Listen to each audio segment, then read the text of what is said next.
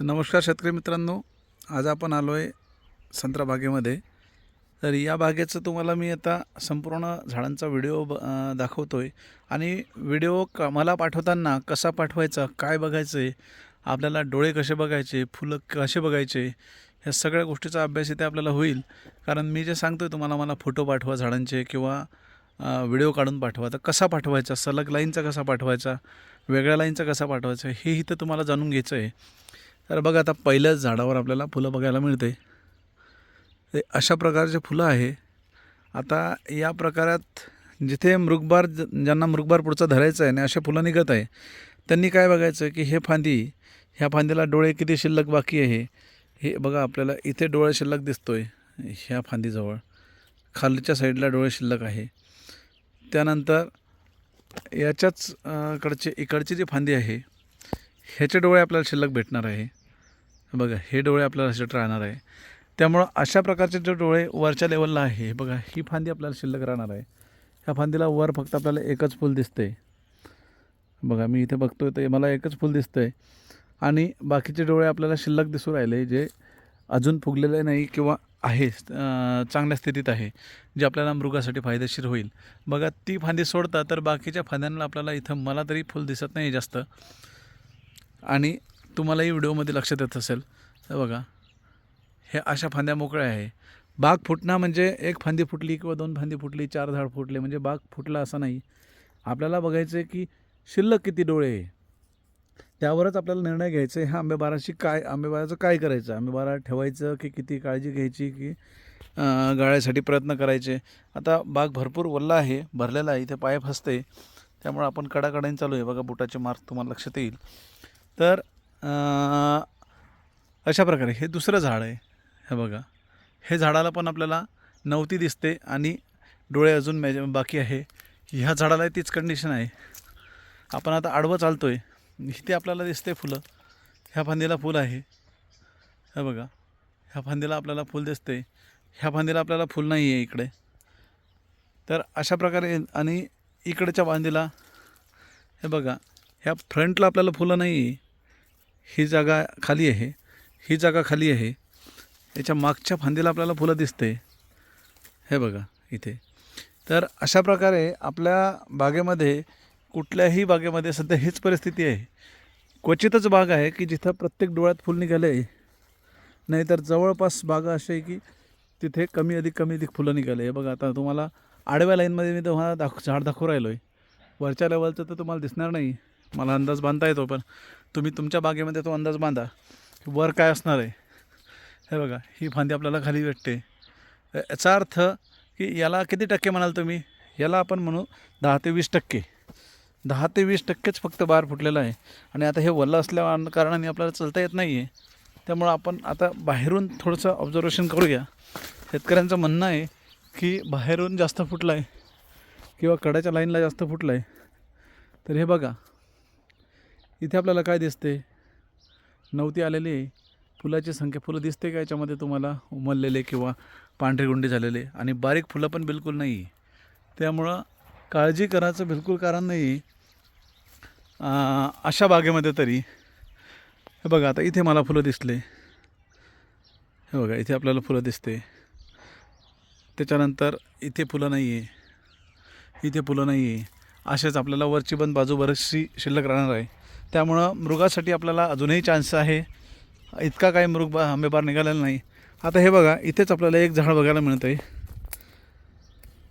हे इथे खूप जास्त बहार आहे.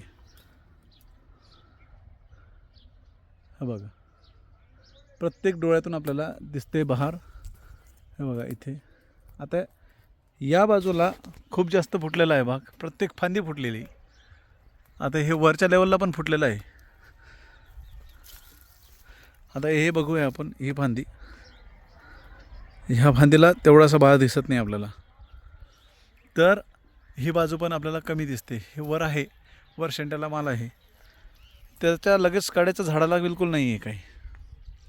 हे बघा, तर कडेच्या झाडाला बिलकुल आपल्याला दिसत नाही आहे, त्याच्या पुढच्या झाडाला पण दिसत नाही आहे.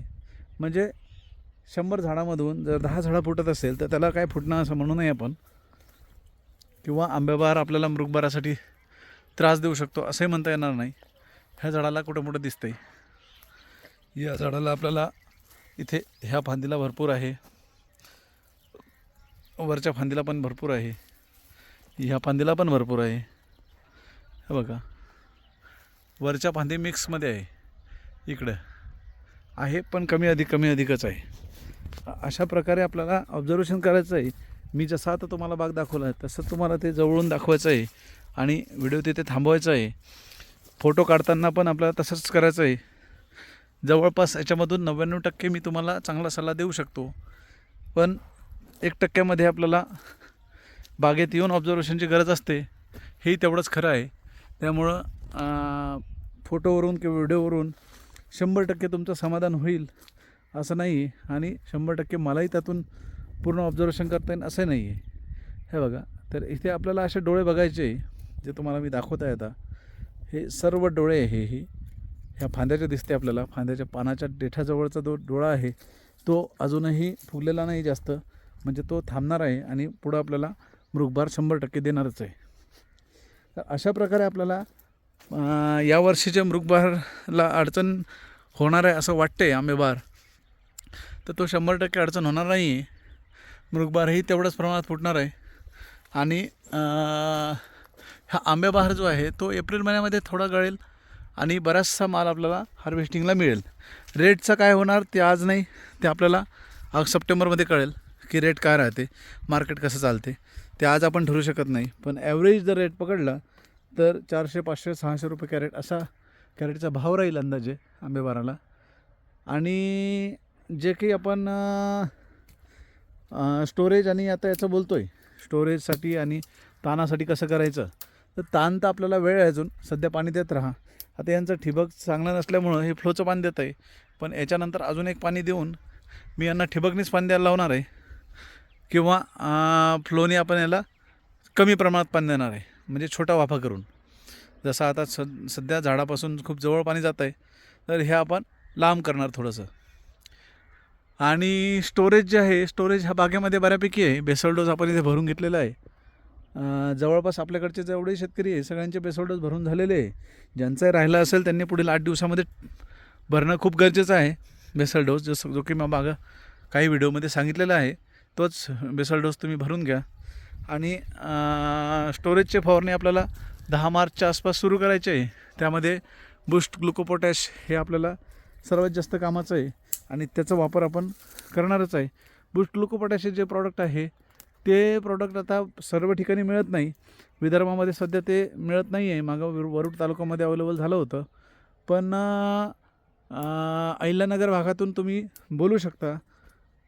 स्क्रीनवर मी त्याचा नंबर टाकतो आहे एम्प्लॉयचा, जेणेकरून तुम्ही डायरेक्ट त्यांच्याशी कॉन्टॅक्ट करू शकता आणि तुमच्या ॲड्रेसला बोलू शकता.